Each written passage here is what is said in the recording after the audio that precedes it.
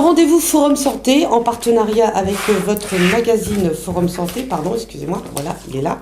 Bonjour Alain. Bonjour. Ravi de te retrouver. Et oui, ravi de retrouver tout le monde. Voilà. Alors Alain, un sujet, on va dire, d'actualité. Enfin, toi, par rapport à ton métier, par rapport à l'entourage, on en parle. Aujourd'hui, nous allons parler de nos seniors. Ouais. Et comment aujourd'hui bien vieillir. Oui. Ça, telle est la question. C'est une question extrêmement difficile à gérer, extrêmement pour la famille, pour l'entourage. C'est très complexe. Hein.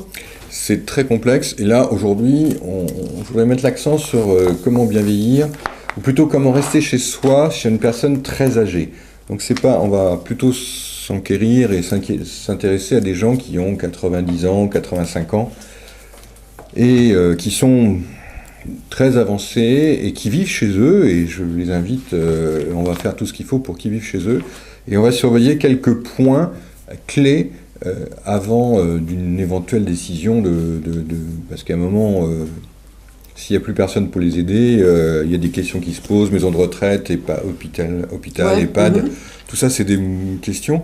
Mais aujourd'hui, qu'est-ce qu'on peut faire un petit peu avant, vers 80, 75 ans, pour prévenir une éventuelle situation difficile qui fait que la personne ne pourra plus rester chez elle toute seule. Alors, il y a plusieurs problèmes en fait. Voilà, il y a des tas de problèmes. Un premier point, c'est un point, ce qu'on appelle médico-social. Alors, quand on dit médico-social, c'est-à-dire qu'il y a à la fois de l'aspect médecine, la capacité qu'a la personne à effectuer certains gestes, donc son autonomie, et l'aspect social, c'est-à-dire l'entourage qui vient chez elle, qui va permettre de prolonger l'autonomie chez la personne. Il y a des tas de gens qui sont chez eux, autonomes, qui peuvent passer la nuit tout seuls, par exemple, qui vont se lever sans problème, qui vont pouvoir aller aux toilettes, et qui n'auront pas besoin d'une surveillance de nuit ou d'un contrôle de nuit. Fort heureusement, c'est la majorité des cas. Alors, pour ces personnes-là, on va déjà sécuriser la nuit, c'est-à-dire mettre des systèmes de lampes qui s'allument automatiquement quand les gens se lèvent. C'est tout bête, mais dans les couloirs ou dans les passages, on met des lampes qui s'allument automatiquement. Un petit peu ce que l'on retrouve dans les halls. Hein, dans les halls, exactement. Quand vous rentrez dans certains bâtiments, voilà, c'est un détecteur humain. Un petit détecteur.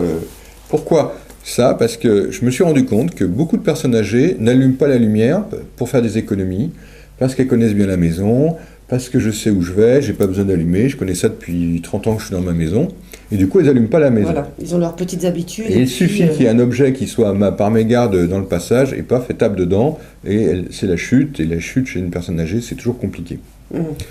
On va aussi organiser un système pour que la personne, la nuit, puisse se lever. Il faut savoir que les hommes se lèvent 2 à 3 fois par nuit, les femmes 1 fois par nuit, parfois 2. Donc c'est un phénomène courant. Hein. D'accord. Donc il faut bien s'en occuper. Alors on va mettre éventuellement un pistolet, c'est un produit pour recueillir l'urine pour les hommes dans la table de nuit, comme on faisait dans le temps. Hein. Dans le temps, il y avait les tables de nuit, il y avait un endroit où on pouvait faire pipi, comme ça évite de se lever. Oui, tout à fait. Ça peut être une solution. On peut prévoir ce qu'on appelle une chaise percée dans notre jargon, c'est-à-dire que c'est une chaise, il y a une sorte de petit... Oui, il y a un petit orifice, et puis il y a une petite bassine où on fait pipi, et puis le matin, un seau de nuit qui permet. Mais l'intérêt de la chaise par rapport, c'est qu'elle est stable. Ouais. Donc la personne peut s'asseoir dedans et pouvoir se relever, et elle peut uriner tranquillement et se relever sans tomber, ce qui n'est pas toujours le cas avec un produit pour uriner qu'on tient à la main, on est un peu endormi, ça tombe à côté, c'est pas toujours pratique. La chaise garde-robe, ce qu'on appelle une chaise de garde-robe ou chaise percée, ça a un immense avantage, c'est cette stabilité, et ça évite bien des fuites et bien des incidents. Il y a une chose très simple aussi qui permet de prolonger la vie, c'est à domicile.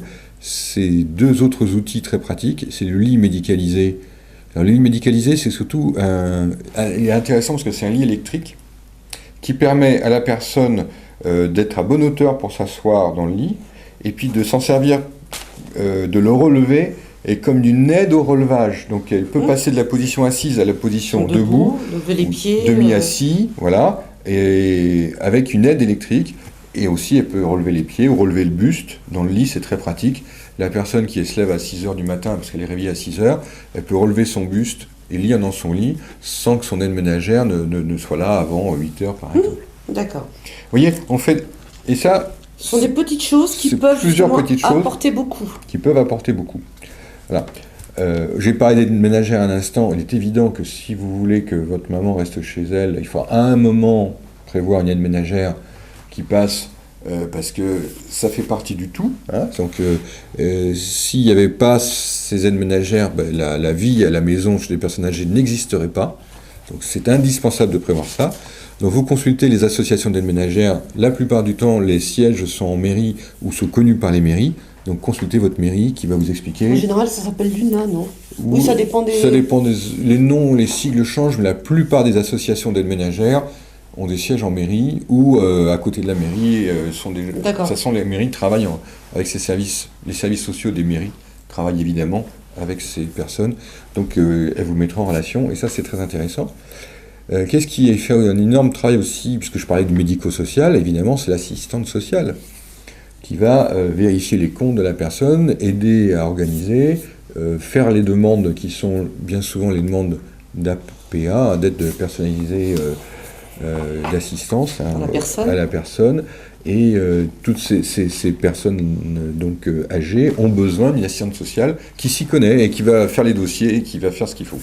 Et ça, il faut le faire assez tôt parce que les dossiers mettent quelques mois à se mettre en place. C'est long. Oui, on va le dire.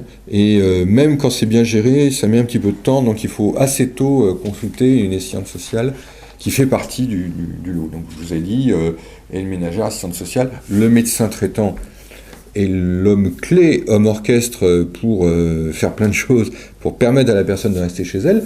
Et là je parle d'une personne âgée, c'est-à-dire que c'est une personne qui n'est pas malade. Parce qu'on peut être âgé sans être malade. L'âge n'est pas une maladie. C'est un état physiologique affaibli qui nécessite certaines choses, mais qui n'est pas une maladie. Donc on va l'accompagner, on va s'en occuper, mais en même temps, voilà, c'est pas une maladie. Il y a des maladies au cours de l'âge qu'on va corriger au fur et à mesure. Donc le médecin est au cœur du dispositif. Le pharmacien, qui est le professionnel de santé de premier recours, et lui aussi consulté avec le médecin bien souvent parce qu'il contribue à organiser justement l'intervention des différentes personnes autour de la personne âgée, qu'on dit âgée, qui, pour l'instant, on prend l'exemple d'une personne qui n'est pas malade. Il y a aussi un élément très important qu'on oublie et qui fait qu'une personne va gagner des espérances de vie de 5 à 10 ans, 15 ans, je dis gagner, c'est l'alimentation. Il est très important de faire 2 axes. Premier axe, voir avec l'aide ménagère pour la préparation des repas ou la livraison des repas préparés. Donc ça permet d'avoir la stabilité de l'alimentation disponible à la personne âgée. Et il est très important que l'aide ménagère vérifie ce qui est effectivement mangé et aide au repas, parce que souvent il faut aider, parce que la personne âgée va prendre un produit sur 2 dans les plats préparés distribués. Et le reste, alors il faut absolument la faire manger. Et quand il n'y a pas assez, que la personne ne mange pas assez, on lui met des compléments en protéines, en boisson, et ça permet, donc ça c'est prescrit par le médecin, vu avec la pharmacie, si la situation de la santé l'exige. Alors s'il y a une perte de poids de plus de 5%, qui vient relativement vite. D'accord, ça commence à... C'est codé, et à ce moment-là, on met en place une supplémentation protéique pour que la personne tienne. Et c'est très important de préserver les muscles de la personne âgée pour qu'elle puisse marcher. Donc, la marche, alors, manger, marcher, tout ça, ça va permettre d'aller entretenir le transit intestinal, et donc d'aller aux toilettes. Et là, vous avez des éléments clés de la santé, des besoins de base, des besoins physiologiques, mais qui font que la personne va pouvoir faire 90, 95 chez elle gentiment, quoi. D'accord. Je ne parle pas de personnes malades, je ne parle pas de cas particuliers. Mais là, je voulais faire un petit focus sur les personnes âgées. Faites faire ça autour de vous, et déjà, waouh, on aura gagné énormément. Surtout, alors renseignez-vous auprès de votre mairie, de l'association, renseignez-vous auprès du pharmacien, effectivement. Il y a aussi un programme, là, sur forumsanté.com, voilà, on a fait un dossier spécifique sur bien vieillir, les différents organismes où s'adresser, qui contacter, comment faire. Donc ça, c'est un truc, c'est disponible. Bon, c'est évidemment peut-être plus pour les gens qui vont sur Internet, donc les accompagnants. Quoique, je connais beaucoup de gens âgés qui sont... Vous savez que les gens âgés sont les plus gros. Non, mais il y en a qui passent un temps fou sur Internet. Il y en a qui sont plus branchés que nous. Ils ont plus le temps d'aller que moi. Donc, ça, je peux vous dire, c'est très très bien. Et donc, allez sur Internet, forumsanté.com. Et le dossier, c'est bien vieillir. Bien vieillir. Voilà. Merci beaucoup, Alain. Alors, n'hésitez pas. Et puis, il y a une page Facebook, Forum Santé. Oui, il y a une page Facebook qui donne les actualités, puis qui renvoie en fonction des sujets sur les différents... D'accord, mais on a toutes ces informations. Tu la connais par cœur, la page Facebook? Non, je tape Forum Santé, puis c'est bon, moi j'y arrive. D'accord, bon, il y arrive, vous voyez. Non, mais quand vous êtes sur le site, vous cliquez sur Facebook, vous l'avez. En tous les cas, merci beaucoup Alain pour toutes ces informations. N'hésitez pas à vous renseigner. Et puis on se dit à très très vite. Merci. À bientôt. Au revoir. Au revoir.